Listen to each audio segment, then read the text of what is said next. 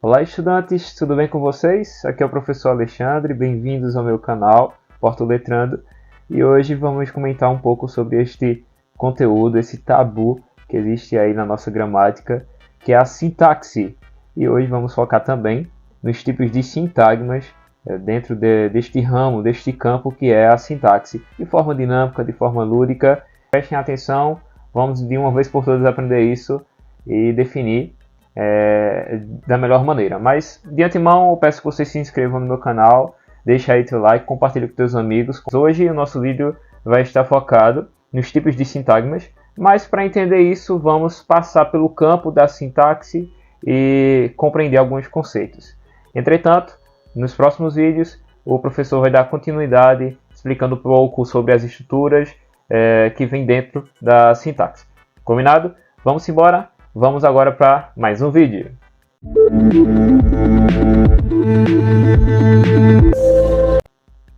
Bem, vamos começar definindo logo o que é sintaxe. A sintaxe ela tem diversas definições. Eu tentei aqui deixar uma maneira mais clara para vocês do que é sintaxe. E muitas pessoas pensam que é algo complexo, difícil de ser compreendido, mas não é bem assim.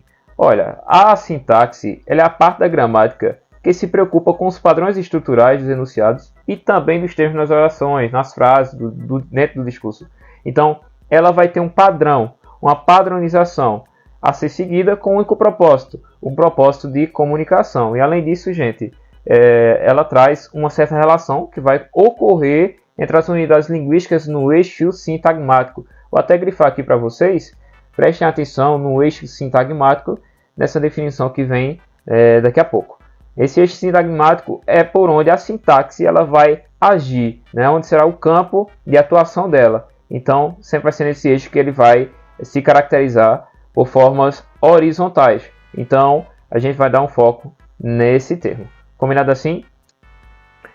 E aí, a gente entra no campo da sintaxe.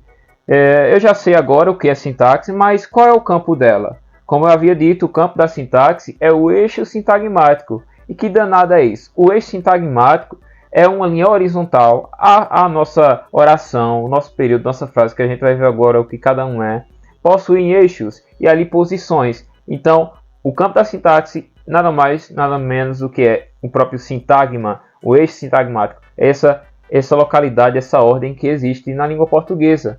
E aí tem umas definições básicas que eu vou colocar aqui para vocês, que é necessário saber o que é uma frase, o que é uma oração, o que é o período. A frase, eu coloquei aqui, é qualquer unidade linguística de comunicação, e aí ela vai exigir um verbo ou não. Então, frase é basicamente isso. Como exemplo, eu trouxe aqui a expressão bom dia. Essa expressão maravilhosa, simples, fácil compreensão. Bom dia, ela não tem verbo aqui no caso, mas ela já é considerada uma frase. Não necessariamente é preciso ter um verbo. Aí a próxima definição que nós temos é as orações e os períodos. Nas orações e nos períodos, aí vai subindo o nível. Ela é um nível gradativo.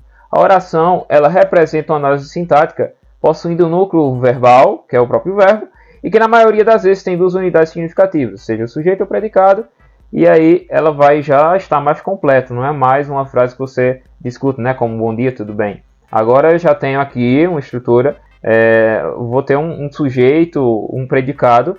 Então, eu trouxe essa frase aqui, que diz assim: eu estou com fome. Quando eu falo eu estou com fome, eu tenho um sujeito, que é eu aqui, um sujeito simples, e eu tenho todo o predicado, que é todo o restante aqui, que é estou com fome.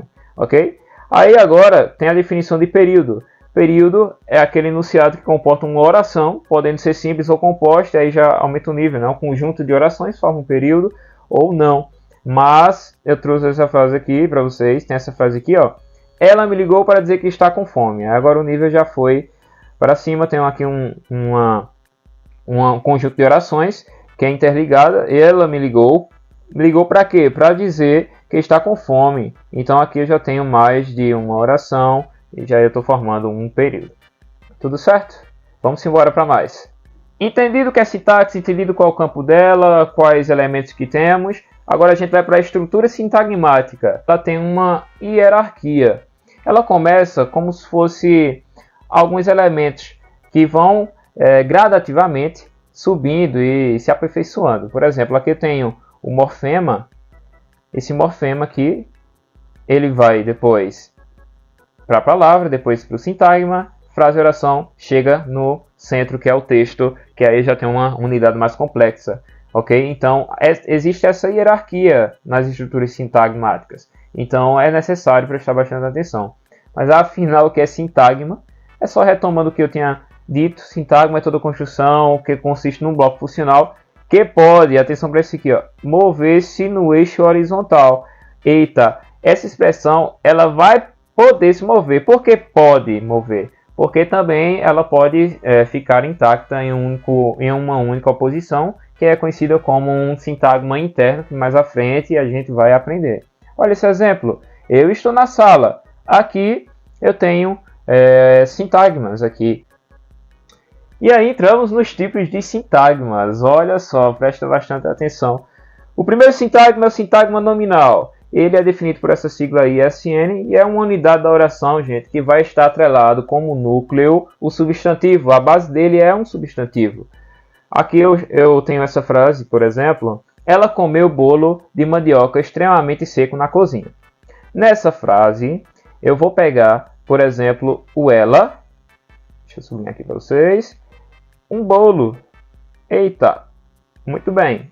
Ela e um bolo são sintagmas nominais. Por que sintagmas nominais? Tem como base substantivo. Qual o substantivo aqui? Ela e um bolo. Então, ela comeu um bolo. Quem comeu o bolo? Ela. E ela comeu o quê? Um bolo. Então, aqui eu tenho uma base substantiva. Esses dois aqui são os sintagmas nominais. Entendido assim? Fácil. Eu vou utilizar agora essa frase para vocês verem os outros tipos de sintagmas mais à frente. O próximo sintagma é o sintagma adjetival. A sigla dele é um SA e ele tem como núcleo o adjetivo, né? No próprio nome já vem dizendo. Pode ser constituído de um substantivo ou circundado por outros elementos, como um advérbio intensificador. A gente vai ver muito isso, principalmente nessa frase. Vai ter alguns advérbios que vão intensificar a posição do adjetivo, ok?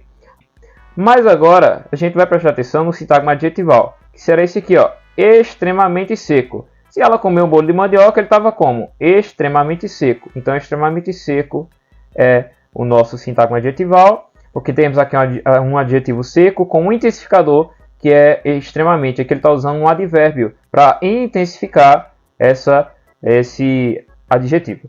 Sintagma preposicionado. A sua sigla tem como SP. Esse outro sintagma é um núcleo de preposição, mais um sintagma nominal. Então ele vai ter essa junção. Só que agora ele quer saber um sintagma preposicional. A preposicional é aqui, Ele comeu um bolo de mandioca. Vem logo com a preposição. Então de mandioca eu tenho um sintagma preposicional. Está ligado à mandioca, que é um sintagma nominal. Por isso que ele se torna isto daqui. Sintagma adverbial. Eu tenho aqui como sigla ADV, que vocês podem usar, sintagma adverbial. Por sua vez, o seu núcleo é um advérbio e ele pode vir sozinho ou acompanhado, por exemplo, de um intensificador. Então, para vocês lembrarem o que é um advérbio, uma preposição, um adjetivo, tudo isso que eu estou falando, eu vou estar deixando aqui no card um vídeo que eu já fiz aqui no canal explicando as classes gramaticais, certo?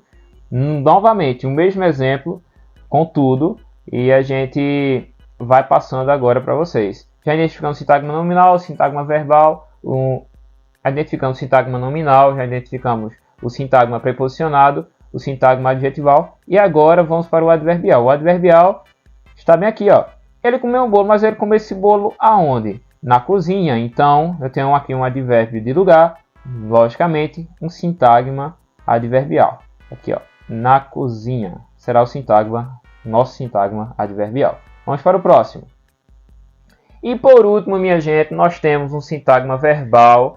Esse aqui ele vem trazer esse elemento básico da oração, né, que é o verbo. Então, simples. O sintagma verbal é o próprio verbo, que no caso aqui da nossa frase, ele está como comer. O verbo comer, ela comeu um bolo de mandioca. Então, aqui é um sintagma verbal.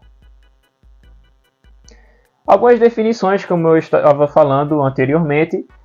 Os sintagmas, pessoal, eles podem se dividir em autônomos e internos. Os autônomos, como o próprio nome já fala, ele tem é uma possibilidade de se movimentar sozinho no eixo sintagmático sem alterar o sentido. Já o sintagma interno, ele não pode, ele é proibido, ele não tem essa liberdade de se movimentar sem se desprender do substantivo. Então, ele não tem sentido caso você tire ele do lugar. Aqui nós temos o sintagma autônomo, e ele está aqui em destaque. Ele vai poder se movimentar sem alterar o sentido. Por exemplo, tudo isso aqui até o verbo, todos aqueles brinquedos de cores alegres, ele vai ser um sintagma autônomo. Ele vai poder movimentar do lugar sem alterar o sentido. Se eu inverter aqui e colocar o do quarto dos fundos para o início, fica assim, ó, do quarto dos fundos sumiram todos aqueles brinquedos de cores alegres. Então não altera o sentido, aqui eu tenho um sintagma autônomo. Já um sintagma interno, eu dou destaque aqui sozinho, de cores alegres. Ó. Esse de cores alegres, ele se torna um sintagma interno, porque eu mexo ele do lugar e ele fica sem sentido. Por exemplo, de cores alegres, todos aqueles brinquedos sumiram no quarto dos fundos. Então aí fica sem sentido, é um sintagma interno. Bem, é isso pessoal, espero que vocês tenham entendido, são exemplos simples, práticos, dinâmicos. Espero que vocês tenham gostado deste vídeo aqui no meu canal, deixe sua curtida, compartilhe com seus amigos, se inscreva aqui no canal do Porto Letrando para mais vídeos como esse e consequentemente vamos estar fazendo mais séries e vídeos sobre este conteúdo. E você que é concurseiro fica por aqui, assim também como todos os estudantes de língua portuguesa que são amantes dessa língua maravilhosa, tá bom? Então é isso pessoal, valeu, se inscreva no nosso canal e até mais!